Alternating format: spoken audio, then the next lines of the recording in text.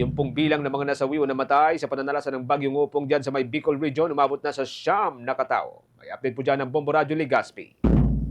Patuloy ang isinasagawang assessment ng Office of the Civil Defense sa Bicol sa pinsala at mga nasawi matapos ang pananalasa ng bagyong Opong. Ayon kay OCD Bicol spokesperson Gremil Nas, sa panayam ng Bombo Radio Legazpi, nagbibigay na ng tulong ang national government pang mapabilis ang pag-recover, partikular na ang lalawigan ng Masbate na pinakamatinding tinamaan ng bagyo. Batay sa kanilang pinakahuling monitoring, mayroong 9 na kumpirmadong nasawi sa Masbate Province, kung saan isa ang naitala sa Masbate City, isa sa Monreal, isa sa Batuan, 2 sa Katayngan, 2 sa Placer at 2 naman sa Uson.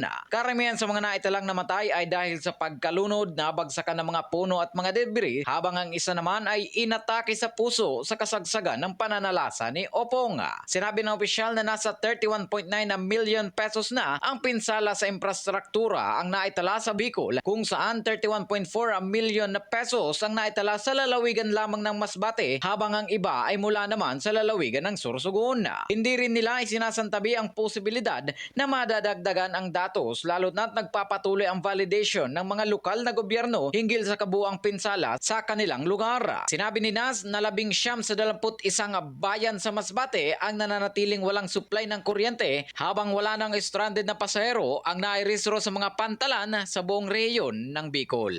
Casualties po sa latest na tala po namin dito sa aming opisina ay umabot po sa 9 ang namatay po dyan sa Masbate. Isa po sa Masbate City, isa sa Monreal, isa sa Batuan, 2 sa Katayngan, 2 sa Placer at 2 po sa Uson. Sa reported damages po sa atin ay umabot po ng 31.9 million dito po sa Kabikulan ang damages.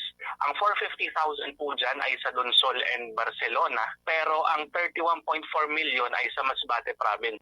Mula rito sa empilan ng Bombo Radio Legazpi, ito po si Bombo Eugene Rochan, and this is Bombo Radio Philippines, the #1 most trusted source of news and information.